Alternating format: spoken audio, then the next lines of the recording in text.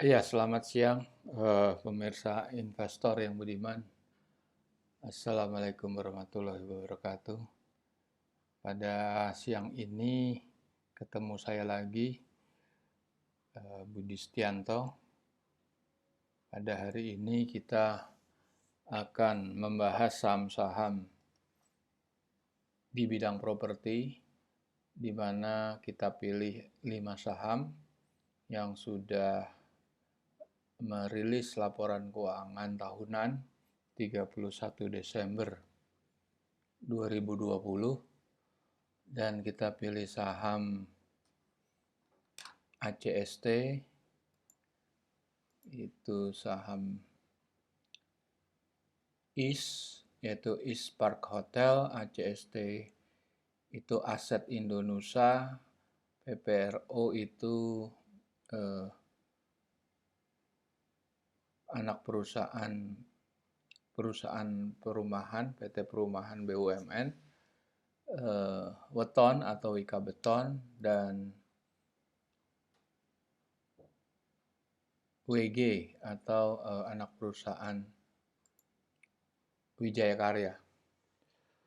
Jadi di dalam kesempatan ini sekali lagi kita akan membandingkan potensial capital gain. Artinya kita akan melihat historical ke belakang, perjalanan atau pergerakan dari harga masing-masing saham, dan kita bandingkan dengan nilai wajar. Dari situ kita akan membandingkan dengan nilai wajarnya atau intrinsic value. Nah, intrinsic value ini adalah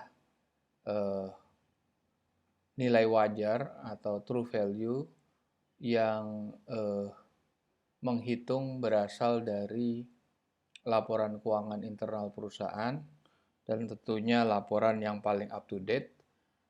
Sampai saat ini laporan terakhir yang bisa kami peroleh atau yang sudah keluar itu baru laporan tahunan 31 Desember 2020.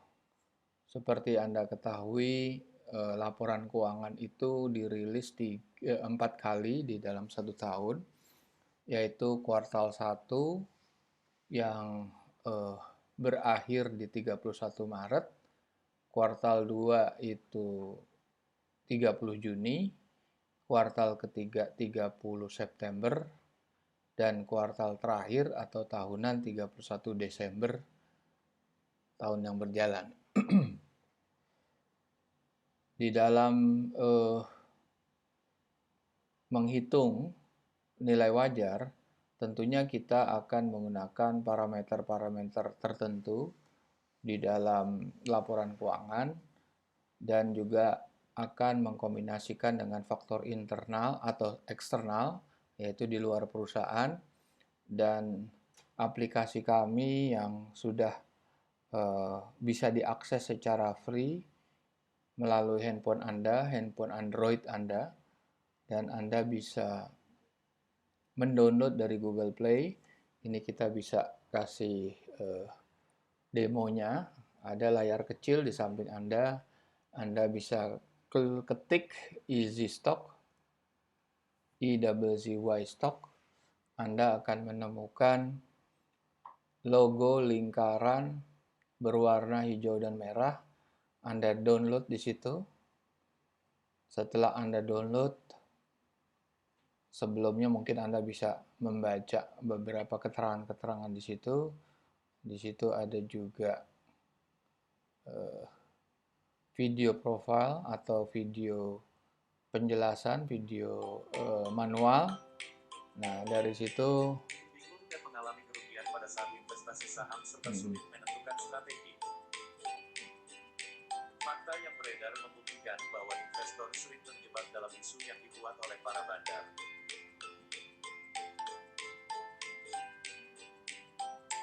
Nah, di situ Anda bisa mendengarkan sendiri tutorialnya. Sisi fundamental laporan keuangan perusahaan tersebut.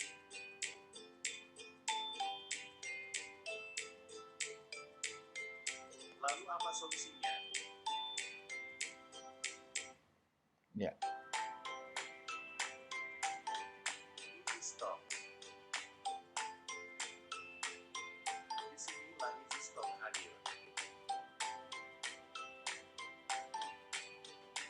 Memiliki 6 bulan yang dimiliki Easy Stock.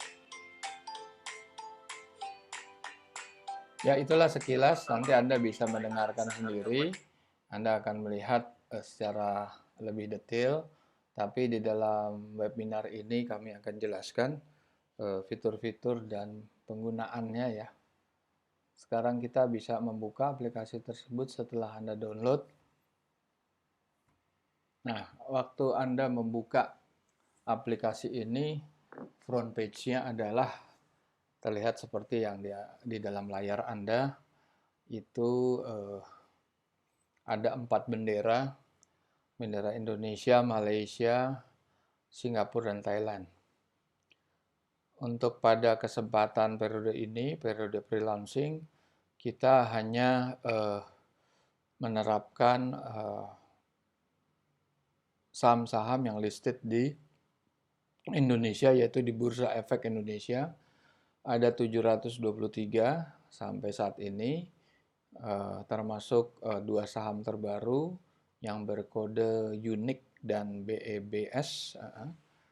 Itu Anda bisa akses di aplikasi kami, dan bisa dicatat aplikasi ini adalah free of charge, dan di dalamnya memang ada 2 fitur yang mungkin apabila Anda sudah merasa familiar dan Anda sudah merasa advance di dalam penggunaan Easy Stock, Anda bisa masuk ke aplikasi premium.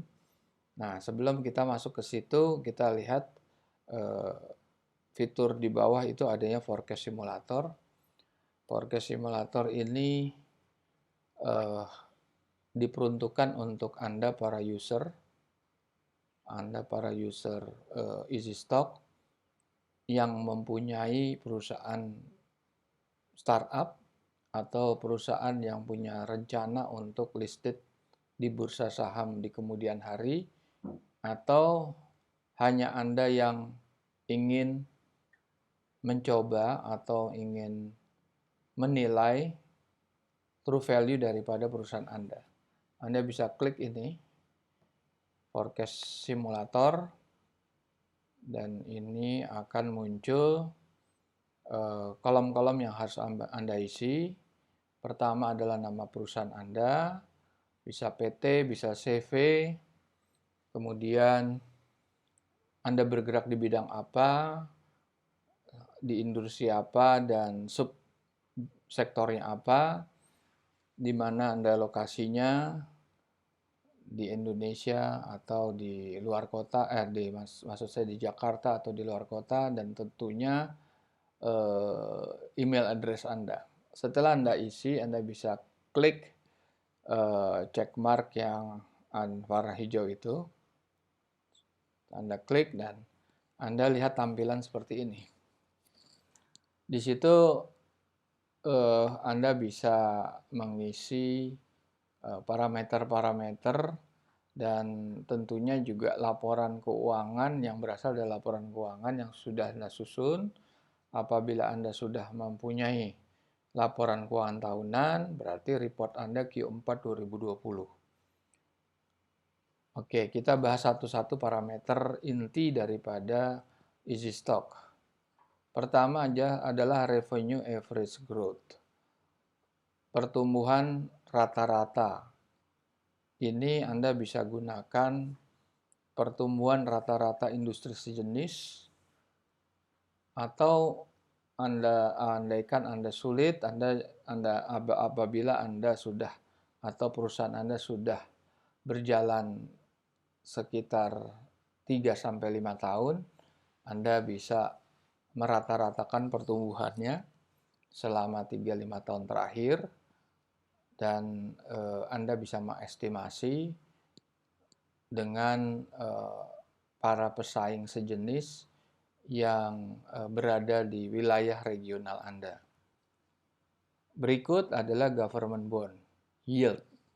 Ini kita singkat aja government bond, itu 6,76. nanti saya akan jelaskan kemudian.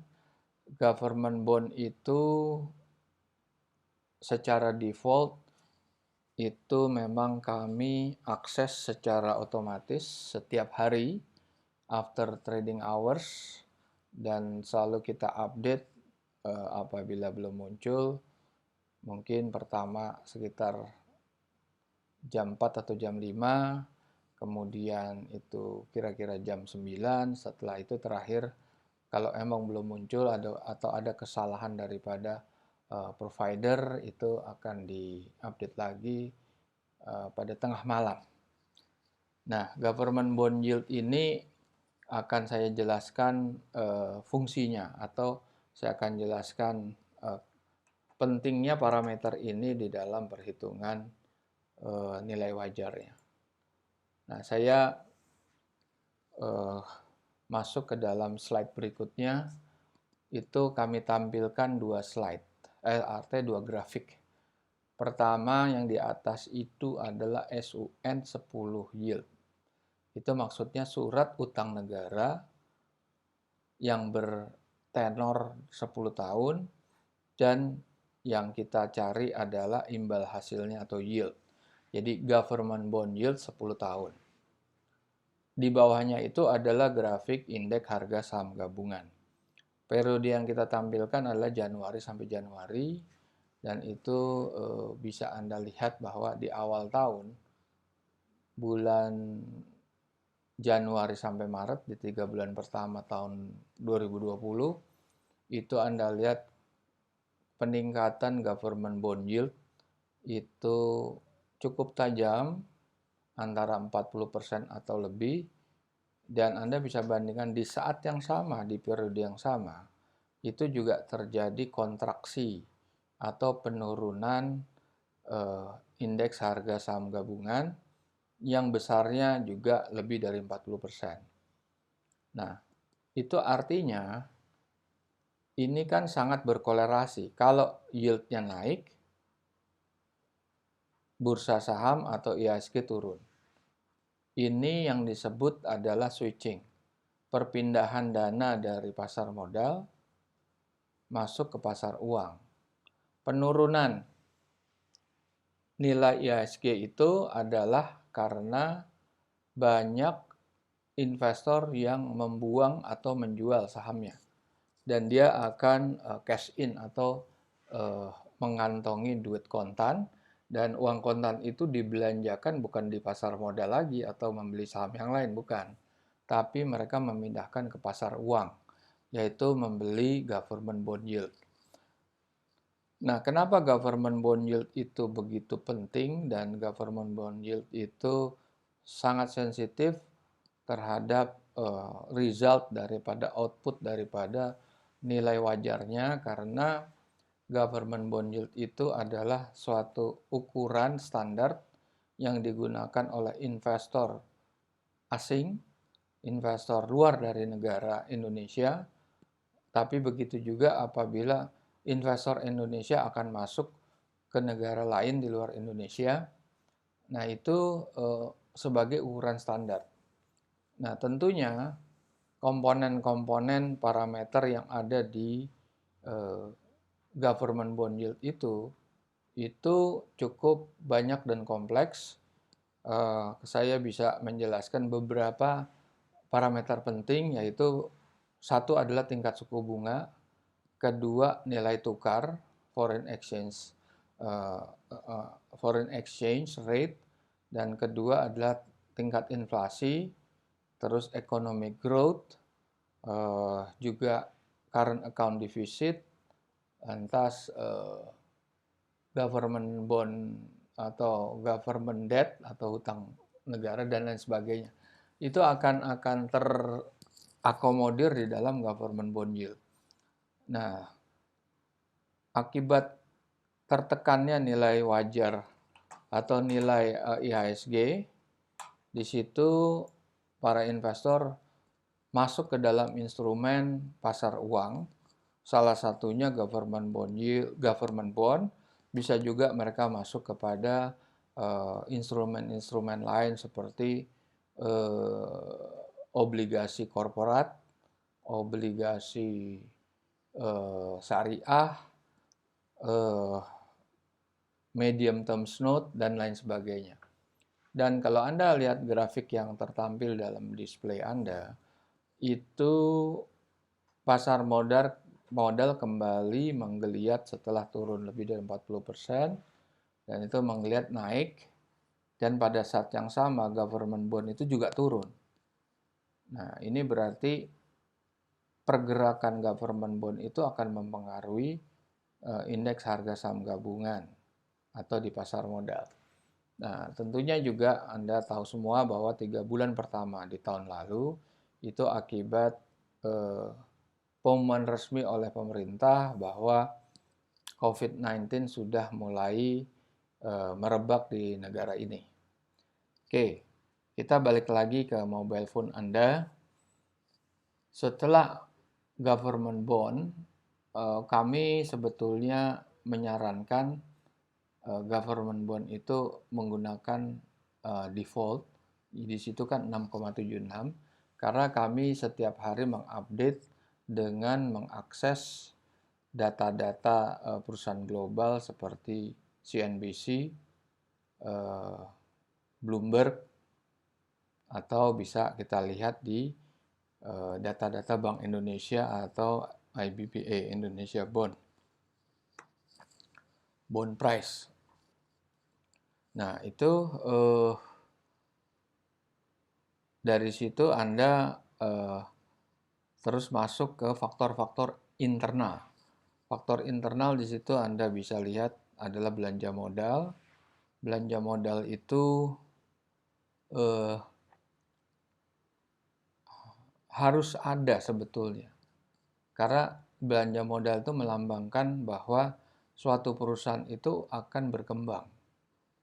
Nah, kalau perusahaan tidak mengeluarkan belanja modal meskipun katakan nilainya bagus atau nilai wajarnya bagus, secara fundamental juga bagus, tetapi kita bisa mengasumsikan bahwa perusahaan itu tidak berkembang. Perusahaan itu tidak melakukan ekspansi. Jadi apa yang dilakukan di dalam government bond atau belanja modal adalah bisa pembelian mesin di pabrik atau untuk meningkatkan produksi. Bisa pengembangan wilayah seperti pembukaan cabang baru, bisa memperkuat saluran distribusi, bisa memperkuat organisasi, dan lain sebagainya, atau bisa dengan meningkatkan R&D atau membeli goodwill, teknologi, dan lain sebagainya. Berikut adalah net income after tax. Yang kita pilih di sini adalah laba setelah pajak. Anda mungkin sering dengar analis-analis di publik itu lebih menekankan pada EBITDA, yaitu earning before interest, taxes, amortization, dan depreciation. Kita tidak menggunakan itu, tetapi dalam komponen-komponen itu kita melibatkan ada depreciation, ada amortization. Nah, itu masuk ke dalam biaya-biaya yang lain. Kalau di sini sudah tercakup, Anda sudah tidak perlu menghitung karena kami sudah menghitungnya di dalam formulasi ini, dan Anda kemudian next-nya adalah utang jangka panjang dan utang jangka pendek. Dan di tengah itu ada intrinsic value discount, itu default yang disebut kita menggunakan metode margin of safety. Oke, sebelum kita lebih lanjut, saya akan masuk ke dalam slide ini. Slide ini adalah menjelaskan dasar daripada appraisal saham isi stok atau valuasi saham yang ada di isi stok. Kami mengikuti paham Benjamin Graham. Benjamin Graham adalah profesor yang hidup di tahun 1940-an. Beliau adalah guru besar finance di Columbia University, USA, dan buku investment yang menjadikan standar atau bible daripada value investor adalah security analysis dan intelligent investor. Nah, Benjamin Graham ini adalah guru dari Warren Buffett. Anda pasti kenal semua siapa Warren Buffett. Orang yang selama 40 tahun terakhir itu berada di 5-10 besar orang terkaya di dunia, dan satu-satunya adalah orang terkaya di dalam bracket 5-10 besar yang hanya trading saham, yang hanya menginvestasikan di dalam saham dan saham-saham publik, mostly ada di Wall Street di Amerika. Tidak seperti rekan-rekan yang berada di 10 besar itu semuanya adalah pendiri dari perusahaan. Anda mungkin tahu itu Bill Gates, dia pemilik Microsoft. Anda tahu Mark Zuckerberg, dia pendiri Facebook. Anda tahu itu Elon Musk, itu pemilik mobil listrik Tesla. Anda tahu itu Jeff Bezos sebagai pemilik Amazon. Mereka semua itu membangun perusahaan dari awal. Sedangkan Warren Buffett itu tidak mendirikan perusahaan. Dia hanya menginvestasikan dana ke dalam usaha-usaha yang secara periode itu mengalami peningkatan yang luar biasa, yaitu tercermin dari harga saham yang ada di bursa. Nah, pernyataan Warren Buffett dalam bukunya berjudul Warren Buffett Speak, itu tulisan Janet Low, dia menyatakan bahwa gaya investasinya beliau mengacu 80% dari pahamnya Benjamin Graham dan 15% itu mengacu kepada Philip Fisher. Kalau bukunya Benjamin Graham, Security Analysis, itu jelas outputnya yang diolah atau yang dibahas di situ akan menghasilkan output nilai wajarnya. Nah, di dalam konteksnya Easy Stock ini adalah suatu aplikasi penilai harga saham yang sudah memiliki intellectual property right selama 50 tahun ke depan, dan formulasinya adalah mengkombinasikan formulasi yang ada di buku Security Analysis dan The Warren Buffett Way. Itu Anda bisa lihat sendiri. Kalau Security Analysis itu bukunya sekitar 800 halaman. Mungkin Warren Buffett Way lebih tipis. Nah, itu yang kami adopsi, dan kami mengajukan intellectual property right untuk program aplikasi komputer. Nah, sedangkan buku Philip Fisher yang judulnya Common Stock and Uncommon Profit itu tidak menghasilkan numbers, itu tidak menghasilkan output nilai wajar berupa angka. Tapi yang dibahas adalah manajemen, adalah sistem. Jadi mereka atau buku itu akan membahas leadership style daripada CEO, hubungan antara pemilik, manajemen, dan pegawai atau employee, hubungan antara manajemen dan serikat buruh. Dia membahas mengenai struktur organisasi,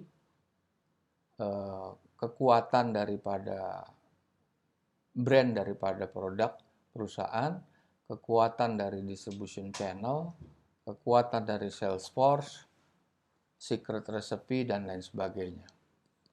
Nah, Warren Buffett itu dengan mayoritas pahamnya berada di Benjamin Graham, tentunya dia akan membeli saham kalau harganya itu murah. Apa yang dimaksud murah? Itu istilahnya adalah namanya undervalue.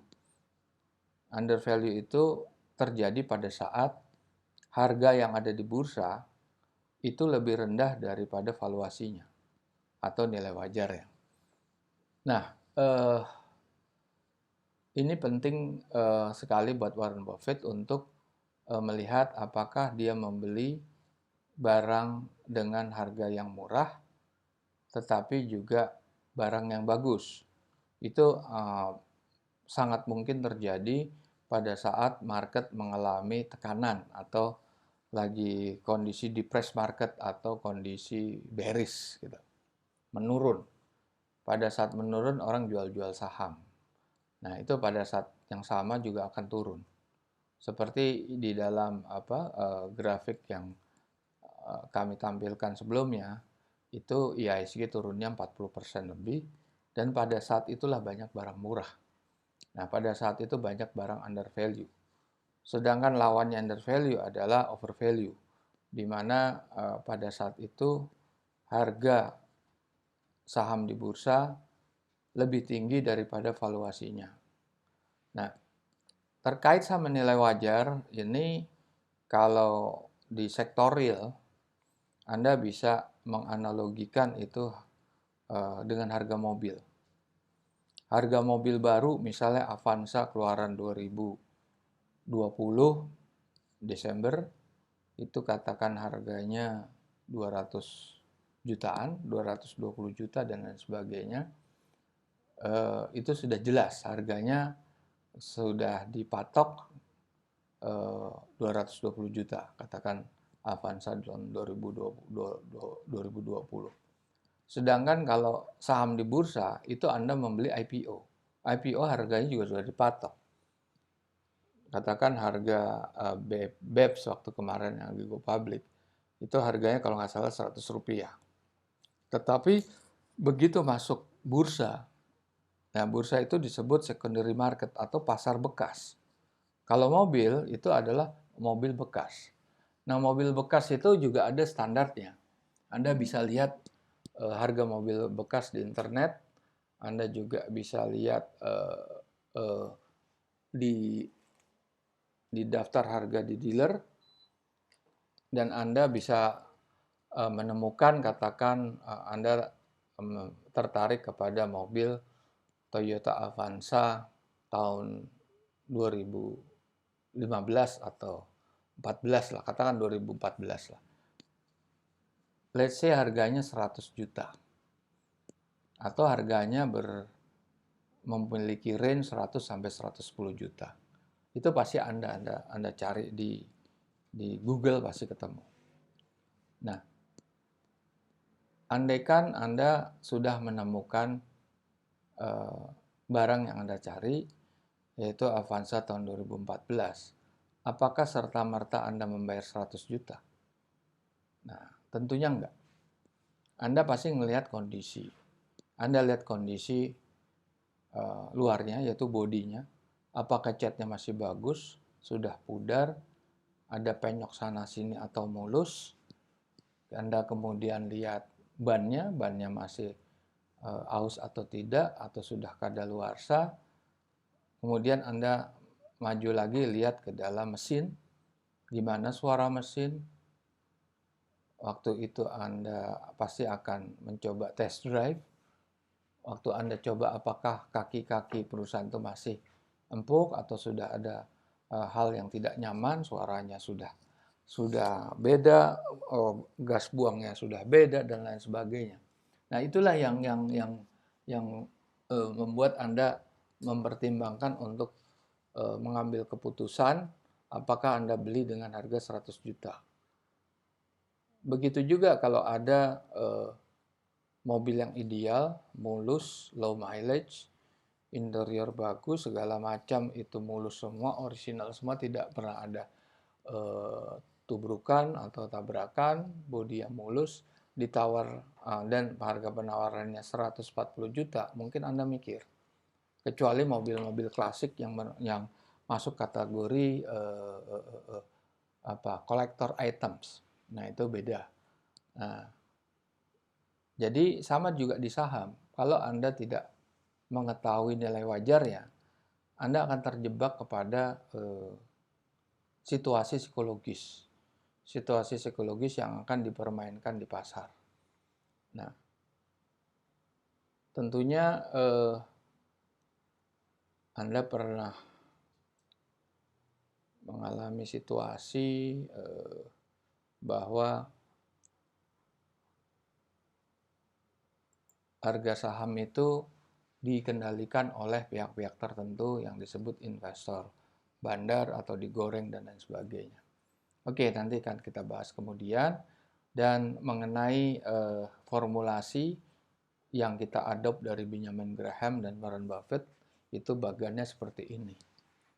Nah, tadi kita sudah bahas parameter-parameter yang ada di mobile phone Anda.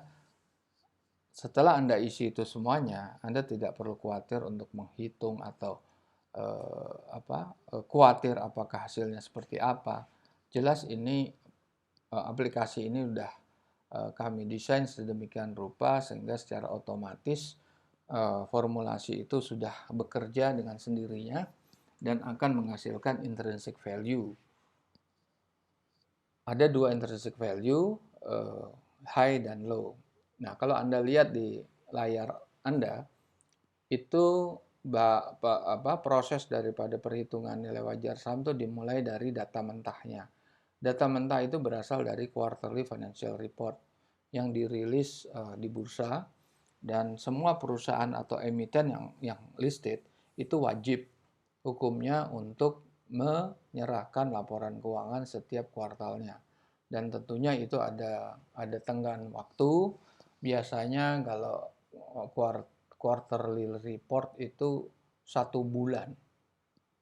1 bulan sampai 1,5 bulan. Nah, pada periode itu masuk semua. Tetapi kalau laporan keuangan tahunan itu tenggang waktunya 3 bulan. Nah, kita tahu laporan keuangan tahunan itu berakhir 31 Desember. Itu baru secara internal perusahaan. Tapi approval internal manajemen perusahaan itu juga makan waktu. Dan itu sampai di bursa, itu dikasih waktu sampai 90 hari. Yaitu sampai akhir Maret. Nah, di sini kira-kira yang sudah rilis itu masih kurang dari 100, sedangkan semuanya ada 700. Nah, itu bisa aja beberapa emiten itu melewati batas waktu. Tentunya ada sanksi lah dari otoritas, dari bursa atau OJK, bahwa emiten itu akan dikenakan sanksi. Oke, di screen Anda, itu data mentah itu kita akan melihat report statement, profit and loss, cash flow, balance sheet, dan auditor's note. Apa yang dimaksud auditor's note itu saya akan pindah ke slide yang lain. Ada 2 laporan keuangan. Nah, ini yang akan kami tunjukkan. Ini laporan keuangan ini sering muncul di koran, media cetak, media Indonesia, mungkin Jakarta Post. Ini hanya 1 lembar atau hanya 1 pages, dan paling banyak hanya 2. Nah, di situ kami tidak gunakan itu karena tidak lengkap, tidak komprehensif, dan salah satu data terpenting yang nggak ada di laporan shortlist ini adalah government bond yield. Bukan government bond yield, tapi capital expenditure tuh nggak ada. Di sini jarang ada, tetapi mungkin aja ada di statement cash flow. Dan bisa jadi nggak ada depreciation juga di situ. Meskipun mungkin ada satu emiten yang merilis di dalam shortlistnya itu ada depreciation, ada capital expenditure. Mungkin it's fine ya kalau dapat laporan yang semua mencantumkan di dalam satu halaman. Tapi rata-rata hanya 1 atau 2 yang Anda bisa dapatkan nilai itu. Sedangkan nilai parameter depreciation, amortization, dan capital expenditure adalah vital buat perhitungan ini. Kalau nggak ada, perhitungannya akan melenceng, akan tidak akurat. Nah, umumnya laporan keuangan itu ada yang disebut long list. Long list itu halamannya paling sedikit 50 lembar. dan mungkin rata-rata 200 sampai 300 lembar untuk laporan tahunan. Itu sangat rinci sekali. Makanya di dalam bagan formula ini itu kita sebut auditor's note. Kalau di auditor's note itu Anda bisa menemukan item-item penting seperti satu, depreciation, capital expenditure, amortization, lantas ada kalau di laporan keuangan profit and loss itu Anda akan menemukan pendapatan dan biaya lain-lain. Nah, pendapatan dan biaya lain-lain itu umumnya terdiri dari biaya atau pendapatan non-recurring atau pendapatan tidak rutin atau incidental dan bukan core bisnisnya dia. Sebagai contoh, perusahaan mie instan, katakan Indofood, dia labanya katakan 1 triliun. Tetapi 1 triliun itu katakan 300 jutanya atau 300 miliarnya berasal dari pendapatan lain-lain. Misalnya, selisih keuntungan atau kerugian dari kerugian atau keuntungan daripada selisih kurs. Nah, selisih kurs itu pada dasarnya ada accounting record aja, accounting treatment aja. Nah, Anda harus mengetahui ini semuanya, apa yang tersembunyi di sana. Karena sering Anda mendengar istilah window dressing. Anda sering mendengar kosmetik. Nah, hal-hal itu apakah salah? Tidak salah. Secara akuntansi, secara sistem akuntansi tidak bisa disalahkan. Katakan saya tadi masuk ke saham emiten Indofood, 300 miliarnya berasal dari non-recurring seperti pelepasan atau penjualan keuntungan karena penjualan fixed asset. Apa yang dijual itu bisa tanah, bisa pabrik, bisa armada angkutan, dan karena Indofood jualnya mie instan, dia kan nggak jual tanah. Nggak mungkin dia setiap tahun jual tanah.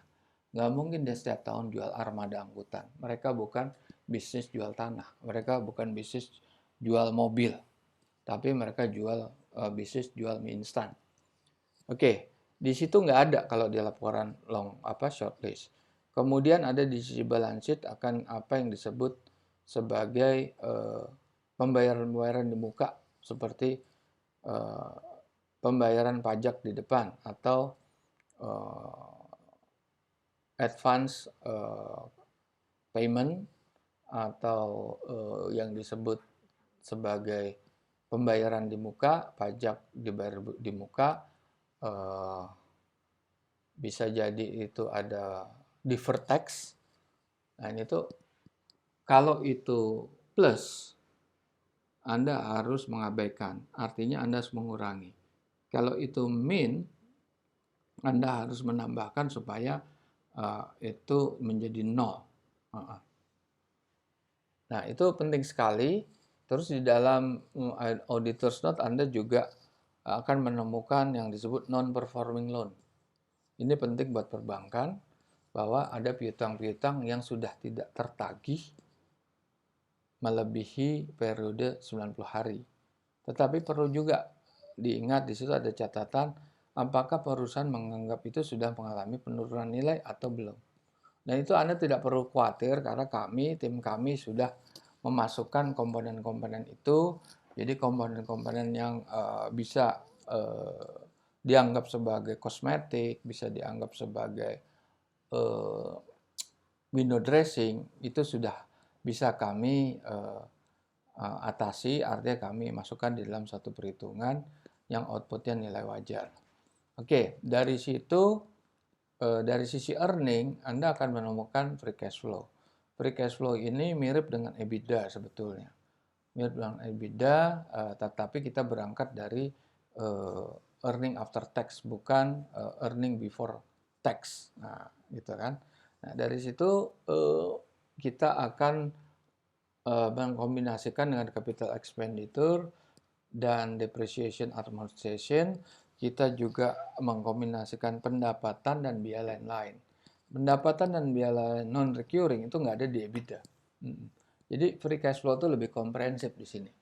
Terus kemudian dari sisi neraca, Anda eh, akan melihat di screen Anda itu adalah net working capital. Dari situ net working capital adalah perbandingan antara current asset dan current liabilities, utang harta lancar dengan hutang lancar, hutang yang pendek.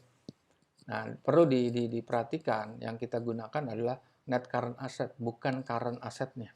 Karena net current asset itu mengandung beberapa biaya-biaya yang bersifat prepaid, bersifat advance, bersifat deferred. Nah, itu eh, kami abaikan sehingga net working capital kami bukan working capital tapi net working capital. Nah, dari dua komponen sisi earning dan sisi balance sheet kita kombinasikan dengan government bond yield. Government bond yield kita diskonvektorkan dengan teori discounted cash flow. Kita proyeksikan 10 tahun dan kita akan menggunakan security measurement melalui margin of safety. Margin of safety adalah suatu ini adalah brandnya Benjamin Graham yang menggunakan angka 30%. Oke. Dan akhirnya keluar nilai wajar tertinggi dan nilai wajar terendah. Nah, ini sama dengan mungkin para pemirsa yang sudah familiar dengan analisa teknikal atau chartis, Anda pasti tahu namanya support dan resistance.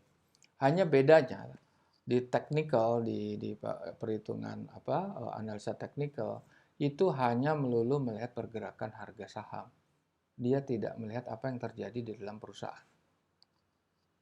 Harga itu merefleksikan apabila dia naik, itu diasumsikan terjadi perubahan yang bagus di dalam kinerja keuangannya. Tetapi apabila turun, itu disebabkan karena ada penurunan dari kinerja keuangannya.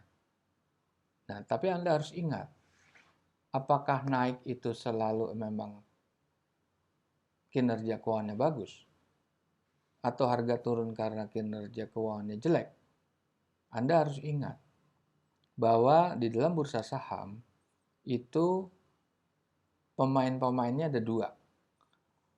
Ini saya coba lihat, ada grafik saya, ada chart saya ya. Mungkin ada chart nih. Nah, ini kondisi pasar modal di dunia. Ini seperti ini sebetulnya.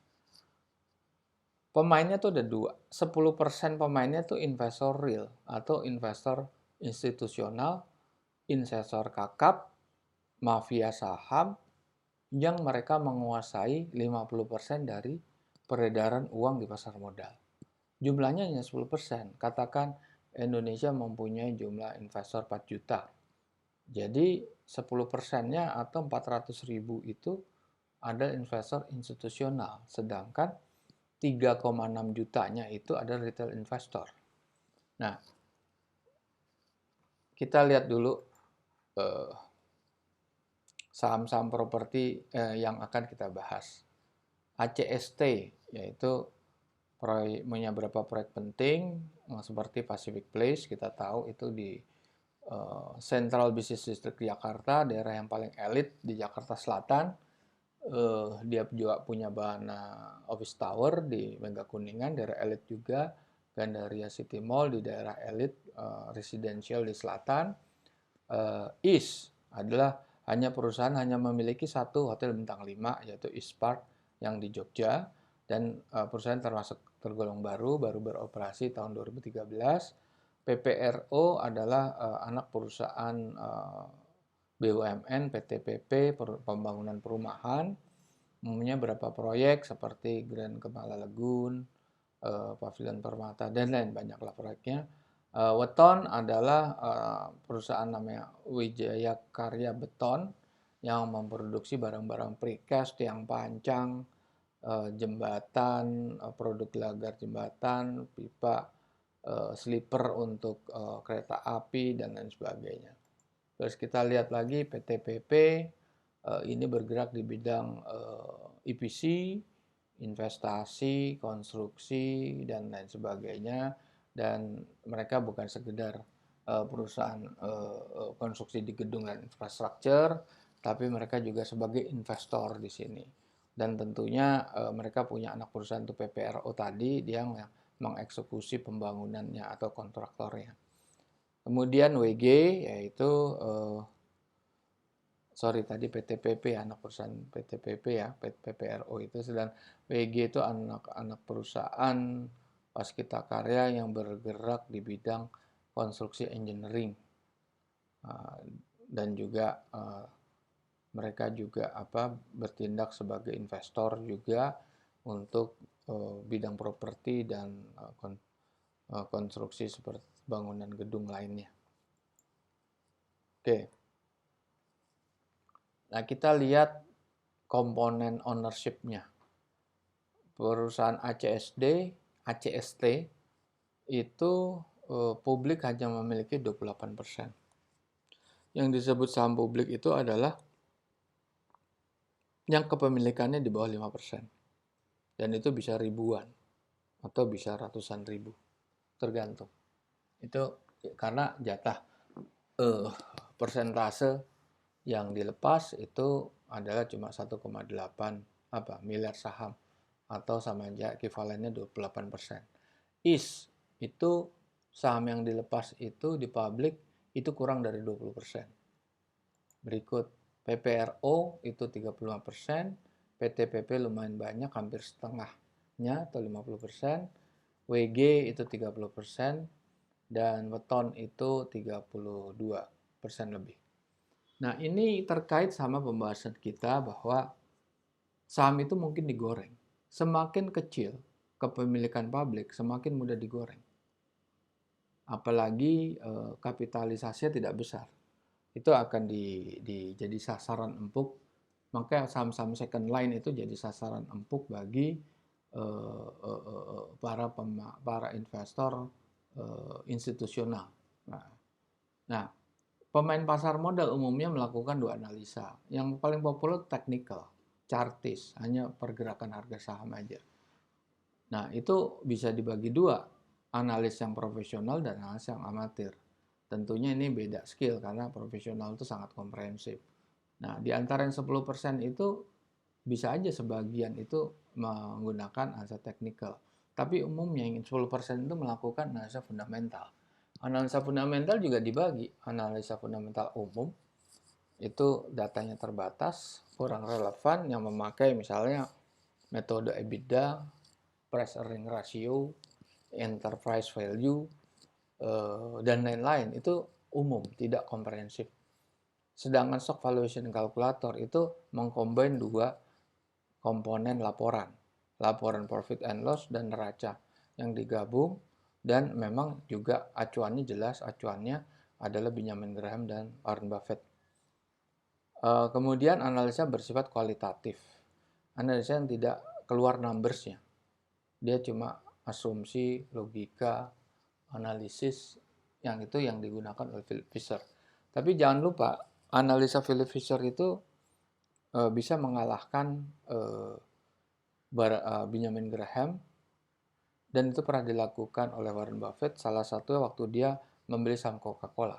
Saham Coca-Cola saat itu yang dia beli adalah sudah overvalue, kemahalan. Tapi kenapa dia beli? Karena dia melihat faktor-faktor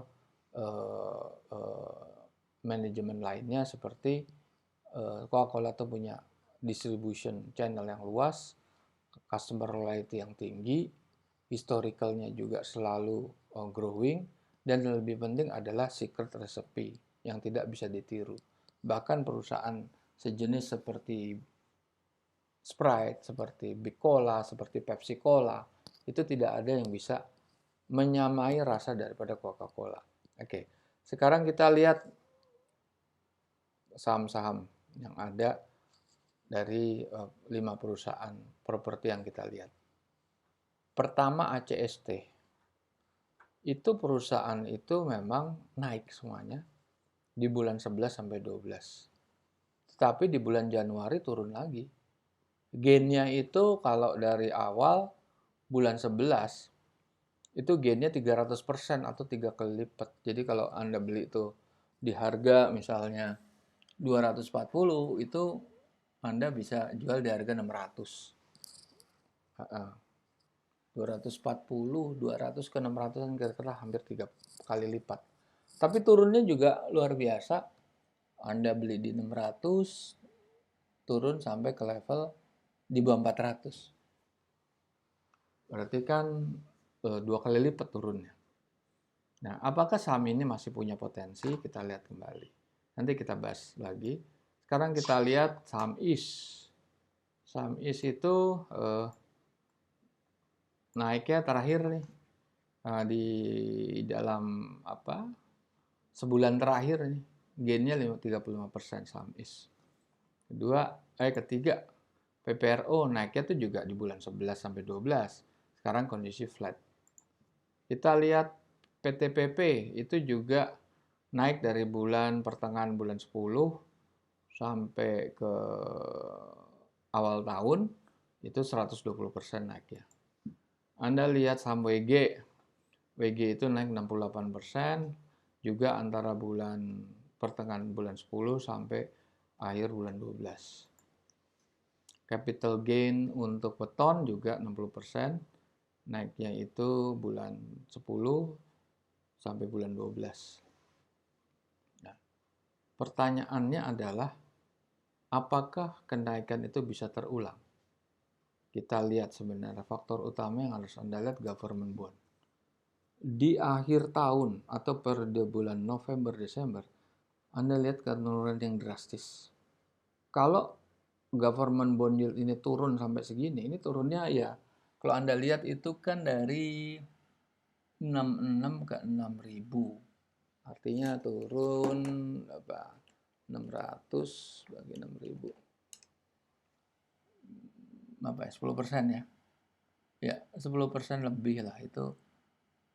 Nggak bisa, nggak lebih itu. 1.000 dibagi 6.000. 15% lah, dia turun 15%. Dan dalam periode 1 bulan itu turun. Makanya indeks langsung naik.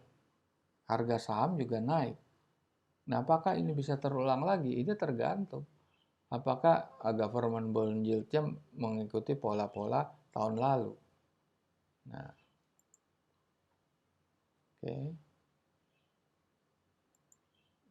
Kita lihat dari sisi fundamentalnya. ACST itu terjadi penurunan working capital yang menjadikan dia negatif balance sheet kalau lihat di sini ya. Artinya beban utang. Ini kita bisa tebak beban utang. Nanti kita lihat di aplikasi. IS juga turun. Working capitalnya jadi neracanya lemah, utangnya banyak sekali pasti. PPRO kuat di balance sheet tapi earningnya turun semua. PTPP juga ngedrop, ini PTPP ngedrop di working capital, ininya juga turun, performance earningnya turun, ini turun, ini flat ya. ACST naik tapi beban utangnya luar biasa tinggi. Terus WG turun semua. Weton juga turun. Kalau working capitalnya memang sudah negatif sejak lama dia. Sejak tahun 2017 sudah negatif dia. Hanya dia naik lagi. Oke. Nah, Anda bisa lihat di sini, Anda masuk ya ke dalam sini. Ini kita bahas saham ACST. ACST.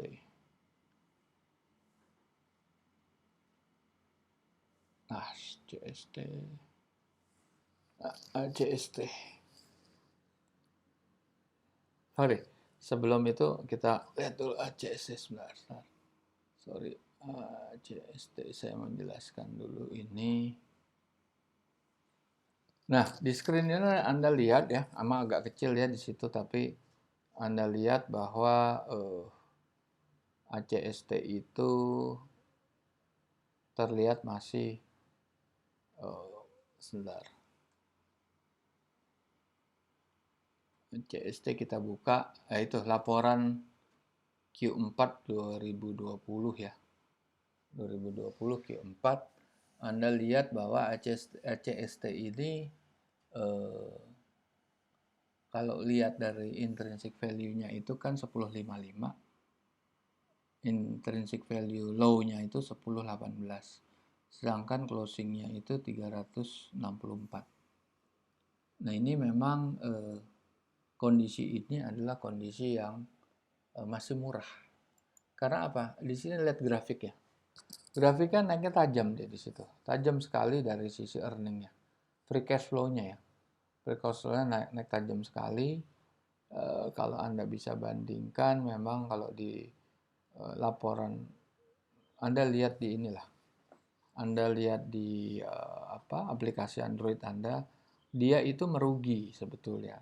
Tetapi free cash flow-nya itu free cash flow-nya itu naik karena ada komponen-komponen lain, yaitu pendapatan dan biaya lain-lain yang mungkin itu dia rugi karena rugi selisih kurs, rugi karena pelepasan aset, dan lain sebagainya.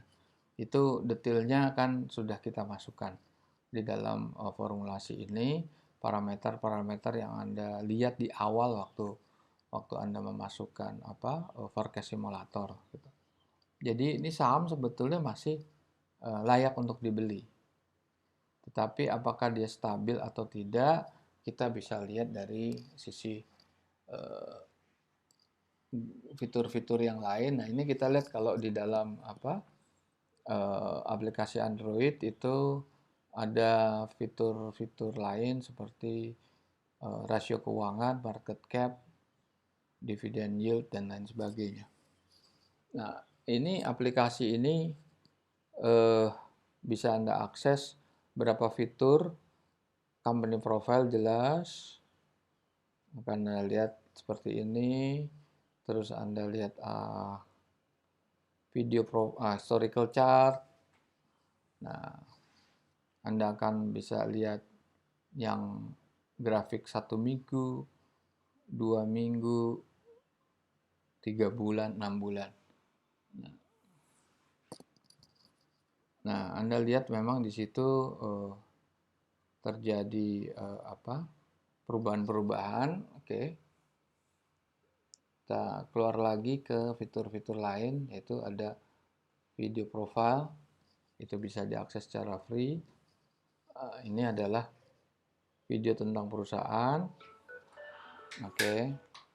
Kita lihat lagi fitur yang lain adalah, nah ini ada yang disebut forecast simulator. Forecast simulator ini adalah aplikasi yang berbayar. Ini kalau Anda sudah advance, Anda bisa merubah.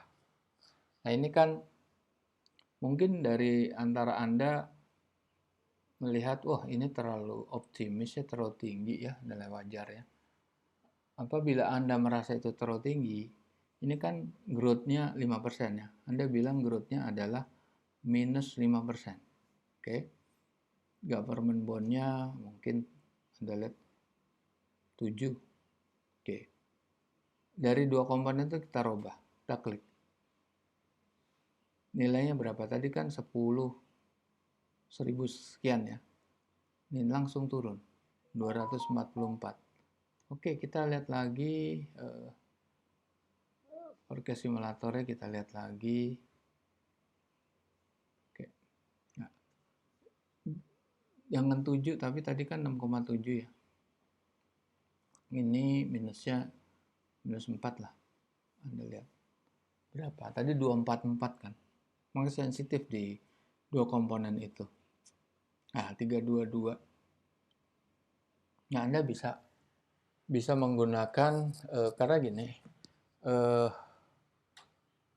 Kami menyediakan fitur stock simulator itu apabila di satu manakala Anda kurang sepaham dengan kami. Karena kami juga bekerja berdasarkan data-data default, bisa aja posisinya kami kurang akurat ya. Tetapi kami menyediakan tools buat Anda untuk bisa mengeksersis sendiri parameter-parameter yang Anda tidak setuju. Tadi kan bisa juga seperti ini loh, seperti kok perusahaan merugi, tetapi kok growth-nya 5% positif. Makanya kalau Anda rubah jadi min 4%, atau Anda rubah growth-nya menjadi katakan 0%, taruhlah begini, Anda rubah. Ini enggak 0. Jadi apa?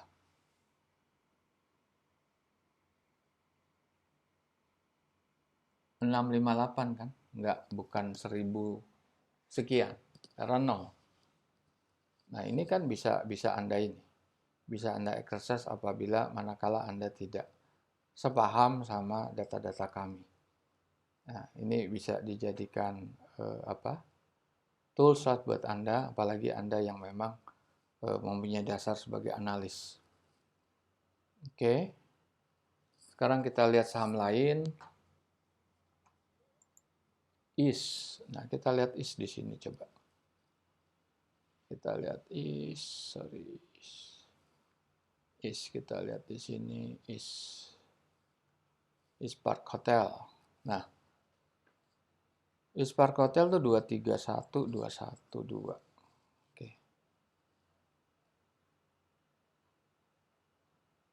Nah, ini udah update nih. Dia 23 rupiah. Wah, udah terlalu mahal harganya. Harga 73. Dia growth-nya revenue 3,2. Dia punya net income positif, free cash flow positif, net current assetnya juga positif, tetapi harga udah ketinggian. Itu aja. Kalau dilihat dari sini di grafik earning ya memang working capital dia turun. Oke, kita lihat lagi PPRO. Oke, PPRO.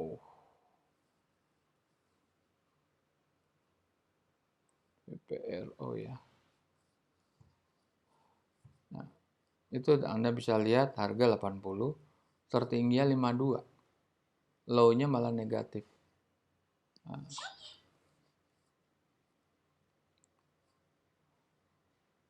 Nah, kita lihat di sini.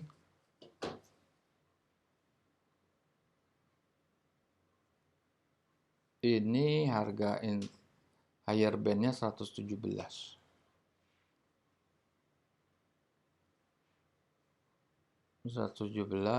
Tapi free cash flow-nya dia negatif.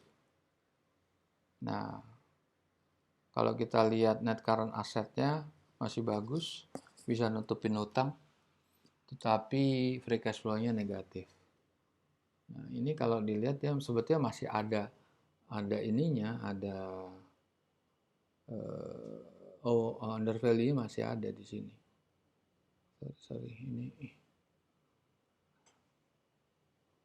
kita lihat PPRO lah di sini, PPRO.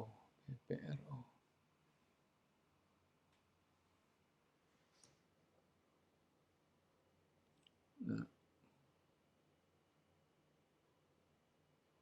oke, kita lihat PPRO, kita lihat PTPP. TPP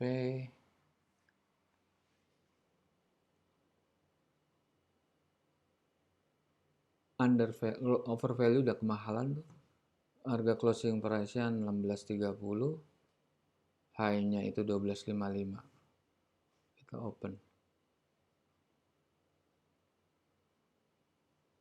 Kuartal keempat udah. Oke. Oke, di samping sorry ini kan PTPP, coba PTPP.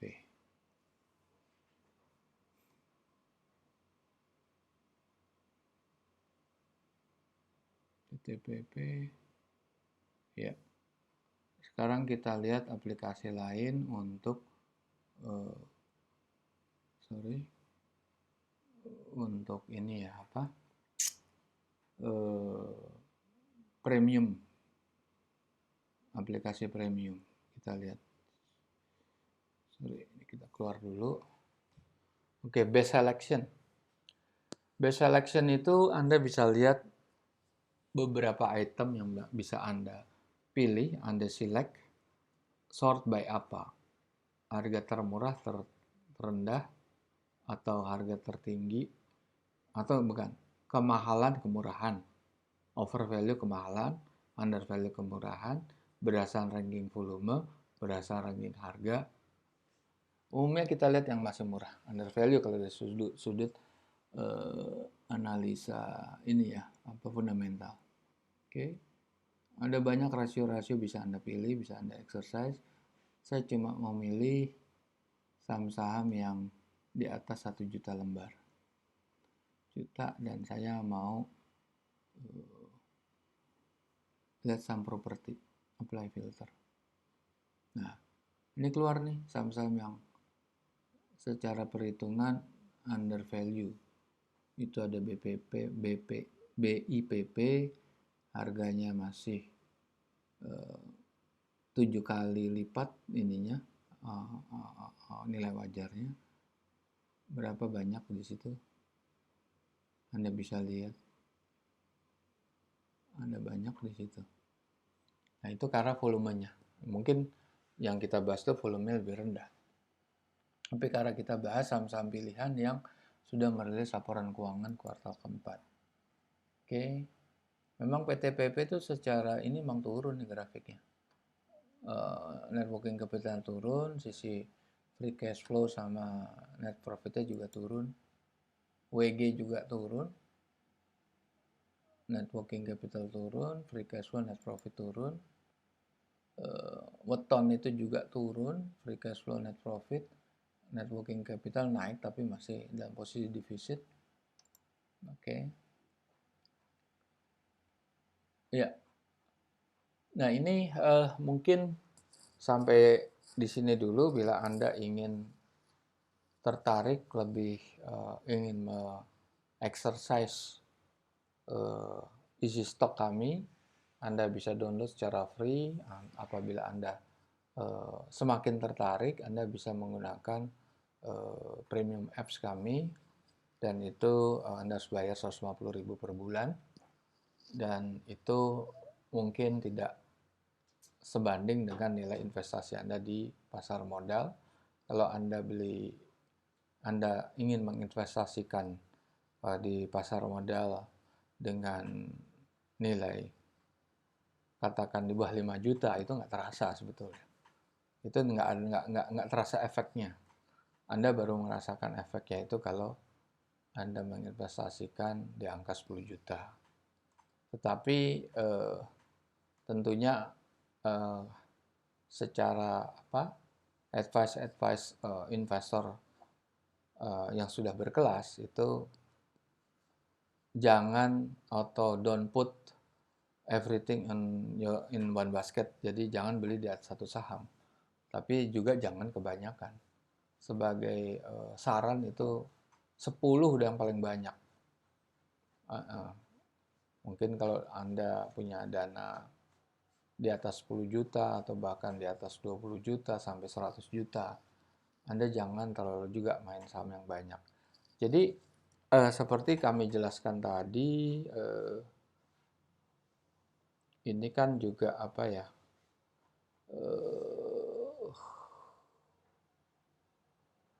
ini di pasar modal itu kan ada yang menggabungkan fundamental dan teknikal.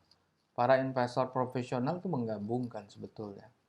Investor bandar, investor institusional itu menggabungkan antara dua analisa ini.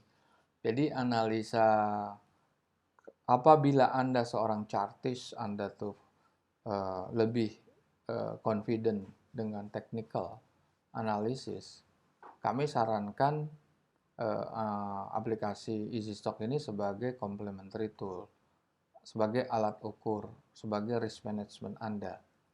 Ya, ini bisa kita coba kita contohkan aja. Misalnya saham bumi. Nah, saham bumi ini Anda lihat itu negatif semua. Kenapa dia negatif ini? Nah, karena sebetulnya Anda bisa bandingkan di sini. Anda bisa lihat di dalam aplikasi EasyStock. Anda lihat ini. dia punya laba positif ya, tapi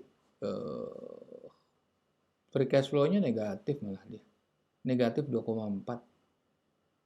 Labanya, net income-nya juga negatif 2,6 triliun, ya kan? Kalau dia negatif, berarti earning per share negatif. Terus kalau current assetnya 3,8 triliun, utang jangka pendeknya aja minus 20 triliun. Belum ditambah utang jangka pendek jadi hampir 50 triliun. Ya pasti negatif semua. Udah pasti hasilnya negatif. Tapi kalau Anda lihat di dalam, sorry, ini saham Bumi lah, kita ambil chartnya. Bumi kita lihat ya.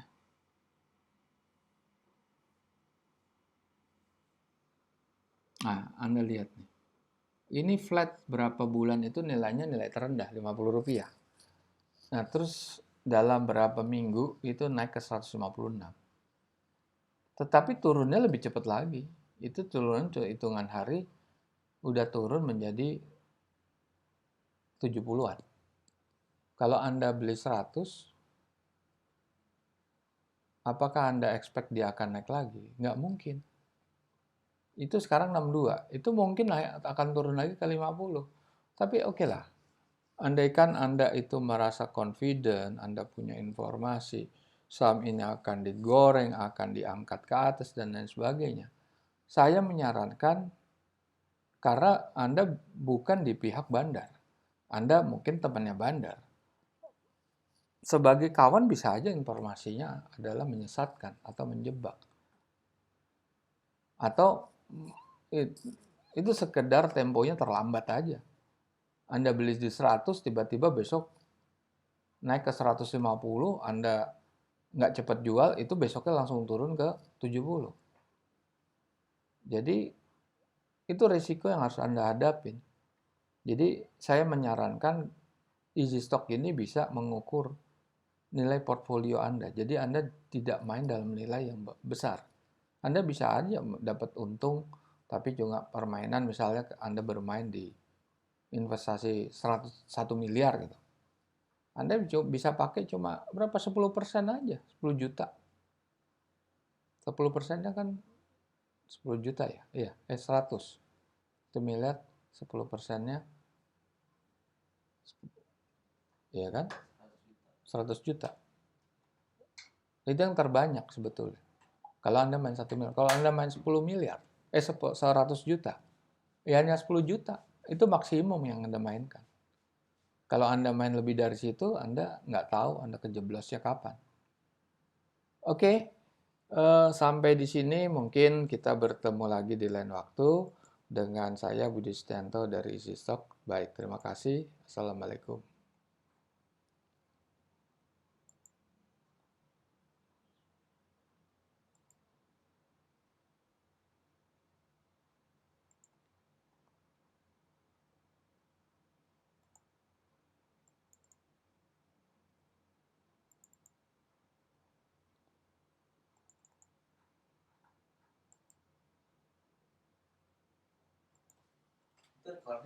Iya, lah saya kirim terus. Udah nggak usah live, ini aja. Saya buat aja tiap hari, nggak usah live. Tinggal upload, tinggal mau dibagiin kemana terserah.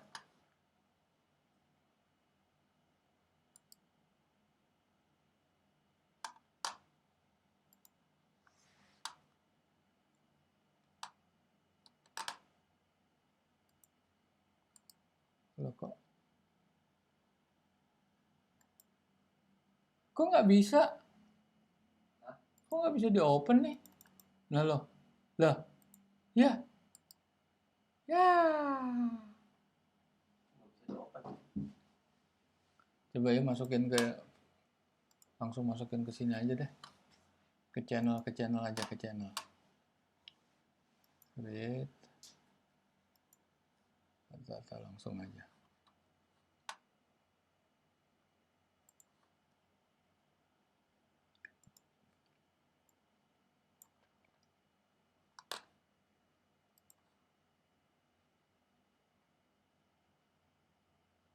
Something went wrong. Ya, kagak. Kenapa ini? Kok nggak bisa lagi? Rekamannya salah nih. Kok? Rekamannya salah. Ini nih, ini lihat nih. Apa saya kirim ke kamu nih? Jangan Pak, gede Pak. Gede nih. Ini nih. Coba nih. Nggak bisa dibuka nih. Nggak bisa dibuka. Yang lain bisa dibuka. Kok beda sih emang ini yang lain?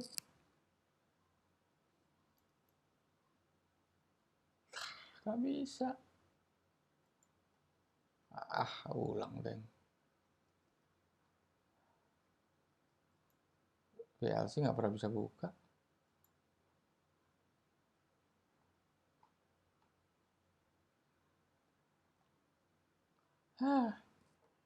Ulang lagi.